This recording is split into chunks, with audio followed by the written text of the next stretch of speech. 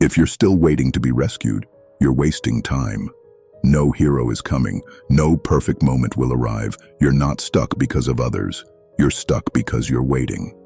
Here's the uncomfortable truth. Life is not fair. No one owes you a second chance. No one is required to carry your weight. Everyone's fighting their own battles, quiet ones, painful ones, invisible ones. And while you're waiting for someone to notice your pain, they're barely surviving their own.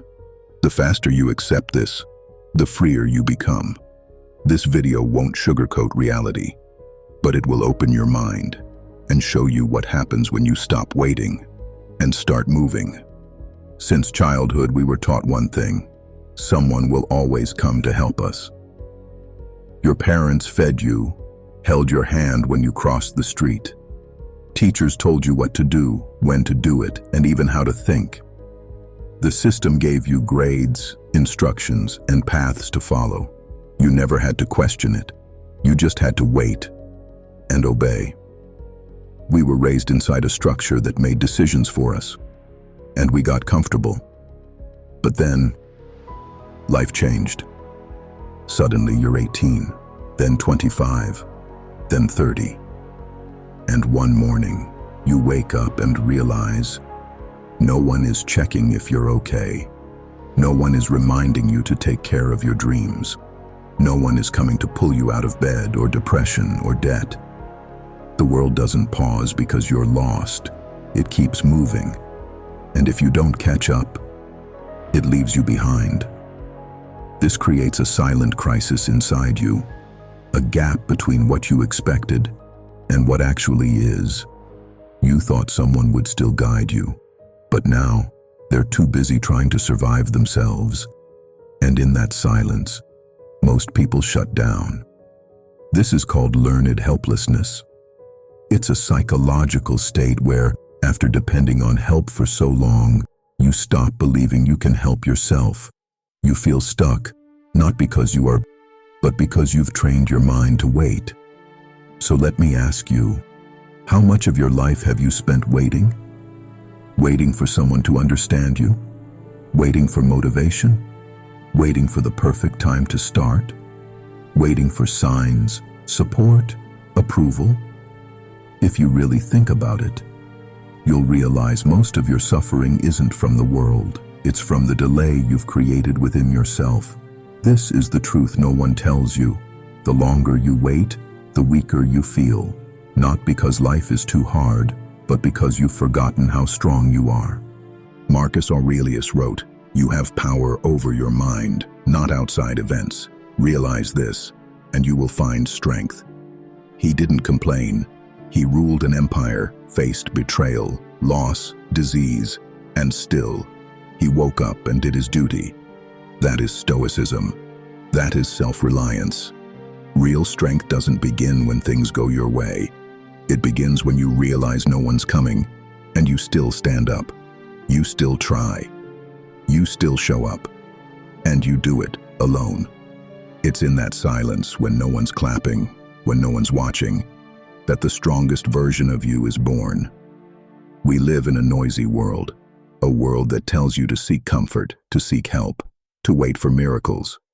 But real growth, it begins when you stop hoping and start building. Hope is passive. Habit is power. Hope says, maybe someone will help me tomorrow.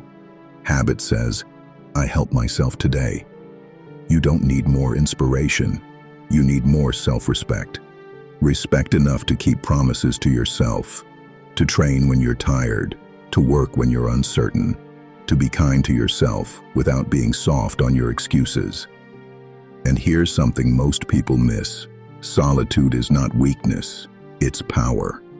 When you sit with your own thoughts, without distraction, without noise, you begin to hear the truth. You begin to hear yourself. And the self you meet in that silence is often the one you've been avoiding. But that's where it all begins. Self-reliance is not the end of support. It's the beginning of personal power. When you stop depending on the world can no longer control you. When Elon Musk was asked how he solves impossible problems, he said, I think in first principles. What does that mean? It means you stop thinking like everyone else. You break things down to the core, to what is absolutely true, and then you build up from there. See, most people don't live by truth. They live by assumption. They assume life is supposed to be fair. They assume someone should help. They assume success is about who you know, not who you become. But assumptions keep you stuck. First principles set you free. When you face a problem, don't ask, "Why is this happening to me?" Ask instead, "What are the facts?" Fact, no one is coming to help. Fact, you're responsible for what happens next. Fact, you can act, even if it's small. This is where everything shifts. When you stop thinking emotionally and start thinking clearly. What do I have right now? What can I do with just that? What's one small action that moves me forward today without needing anyone? First principles thinking pulls you out of blame and puts you into motion. You stop waiting for tools and start building with what's in your hands. You stop hoping for perfect timing and start creating imperfect progress. You don't need certainty. You need a starting point. The moment you act, no matter how small, you're no longer a victim. You're a builder of your path, of your mind, of your future. That's how Elon Musk thinks. And that's how you should begin thinking too. From scratch, from truth, from now. Emotions are waves, they rise, they crash, they pass. Discipline is the anchor that keeps you steady while everything else changes. Some days you'll feel like you can take over the world. Other days you'll feel like hiding from it. That's not weakness. That's humanity. But here's the hard truth. If you only move when you feel good, you'll never build anything that lasts. Your emotions may scream, "Not today," but discipline whispers, "Do it anyway." Discipline is choosing to act when comfort begs you to stop. It's waking up when your body pleads for 5 more minutes. It's opening the book when scrolling feels easier. It's finishing the reps when your muscles burn, not for ego, but because you promised yourself. And with every small act of discipline, you cast a vote for the person you want to become. Neuroscience has a word for this: neuroplasticity. The brain rewires itself based on what you do consistently, not what you intend. Each time you override emotion with action, you reshape your mind to serve your future, not your mood. Think of discipline like carving stone. It doesn't happen in one strike. It happens by showing up again and again with the chisel in your hand. The mistake most people make? They wait for motivation. But motivation is a spark. Discipline is the firewood. Motivation asks, "Do I feel like it today?" Discipline answers, "This is who I am now." This is identity-based habit formation. You stop trying to act disciplined. You become someone who is. You don't try to wake up early. You are the kind of person who does. You don't hope to be consistent. You decide, "This is me now." True discipline builds an inner fortress, a place inside you that remains untouched by chaos, noise, or emotion. Because when you're tired, discipline moves. When you're uninspired, discipline builds. When you're in pain, discipline stays calm. This isn't about perfection. This is about devotion. Devotion to your evolution. The most powerful people in the world are not always the smartest. They're not always the most gifted, but they are always the most consistent. They act when it's boring. They work when no one claps. They show up when their mind says quit. Because discipline is quiet, it doesn't beg for attention, it builds in silence. And one day, what felt like suffering becomes your superpower. Control your emotions, or they'll control your destiny. Discipline is not punishment. It's the highest form of self-love. It's how you say to yourself, "You matter, your future matters." Discipline is freedom. It's how you become unstoppable. You don't need to announce your goals. You need to become them. The more you talk about your dreams, the less energy you have to actually build them. In this world of constant sharing, silence has become a superpower. Everyone is loud, but the wise move quietly. They let their results do the talking. Why do you post your goals online? To inspire others? Or to feel valid before you've earned anything? Every time you share your dream for applause, you weaken it. You give it away before it becomes real. It becomes entertainment, not execution. The Stoic philosopher Seneca spoke of euthymia, a calm confidence in one's path, a stillness inside, free from the opinions, noise, and judgment of others. That's where true power lives, not in being loud, but in knowing deeply that your path is your own. You're not here to convince anyone. You're here to become someone. External validation is like sugar, feels good, does nothing. Internal validation, doing the hard thing quietly, daily, is like water. It builds strength over time. You don't need more people to see your progress. You need more days where you work in silence and let the progress build invisibly. Think about a photograph being developed in a dark room. If you expose it too soon, it fades. Your future is the same. Let it develop in the dark. Transformation is not loud. It's not made of big speeches or viral videos. It's made of small acts repeated in solitude. 5 a.m. alarms, saying no to distractions, journaling instead of complaining, walking away instead of proving a point. All done quietly, repeated endlessly, until you're no longer who you were. That's why the strongest walk alone, not because they hate the world, but because they're building something deeper than the world understands.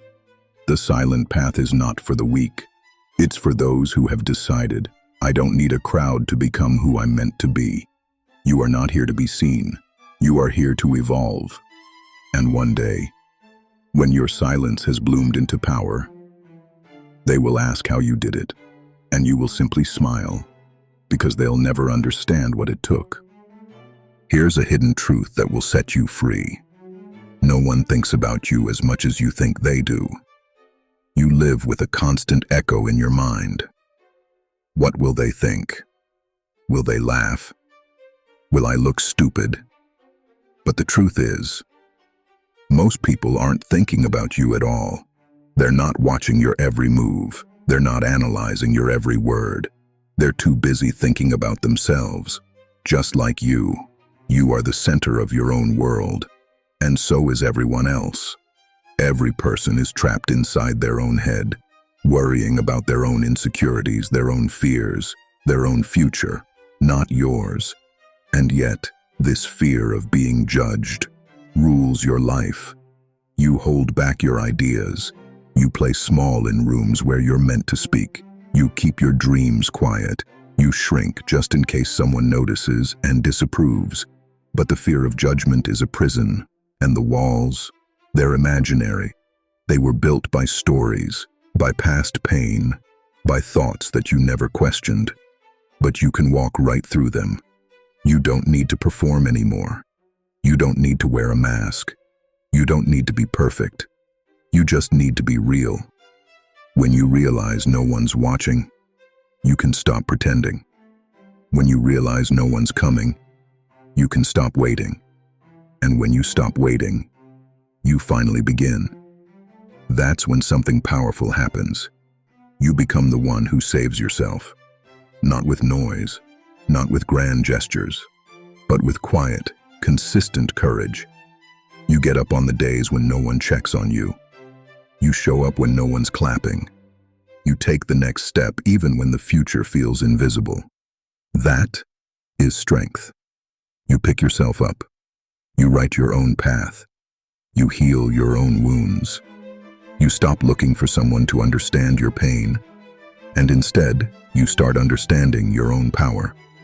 In that moment, something old dies. The version of you that waited, the version that feared, the version that begged for approval. It all falls away, and something new begins. You let go of expectations. You stop needing permission. You finally take ownership. This is your mental rebirth, not a transformation into someone else, but a return to the version of you that existed before the fear, before the noise, before the doubt. That version of you doesn't perform. It builds. It doesn't wait. It begins. You are not the victim. You are the creator. You are the architect of your mindset, the sculptor of your identity, and the author of your story. The moment you stop expecting someone to rescue you is the moment you become unshakable. The moment you stop trying to be seen is the moment you begin to see yourself. The moment you let go is the moment you rise. What if today is the last day you wait for permission? What if this is the day you stop asking the world to let you be who you already are? You don't need someone's approval to change. You don't need a green light to begin. You don't need the timing to be perfect, because perfect timing is an illusion created by fear. Most people spend their entire lives waiting for the right mood, the right words, the right alignment of stars. But what if none of that is real? What if all you've ever needed was to stop waiting? Not tomorrow, not next week, not when the stress is over, not when you feel confident, just now. What if you stop seeking signs and become the signal? What if you stop asking, is this the right time? And simply say, this is my time. What if you let go of the need to be ready and instead choose to be responsible? You don't need a plan to start. You don't need motivation to begin. You don't need clarity to take the next small step. You just need a quiet decision, one that says, I'm done waiting. Because deep down, you already know what needs to be done. It's not a mystery. It's not lost. It's just buried beneath hesitation, fear, and self-doubt. You've replayed the same excuses so many times that they've become part of your identity. But you can unlearn that. You can outgrow it. What if your life doesn't change when you feel different, but when you decide differently? You don't need applause to keep going. You need respect for yourself, not because of what you've achieved, but because of what you've endured quietly and still kept going. Because of the person you're becoming when no one is watching.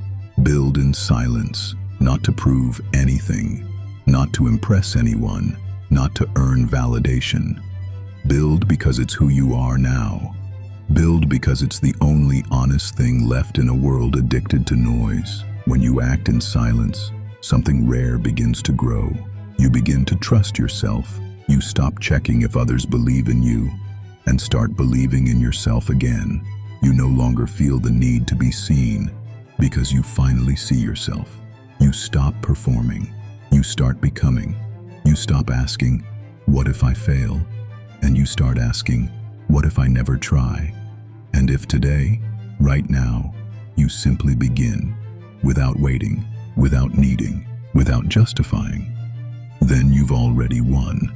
Not because the path is easy, not because everything makes sense, but because you chose to move anyway. Not because it was perfect, but because it was yours. When no one comes to save you, that's when you discover your strength. And in that silence, you meet the real you.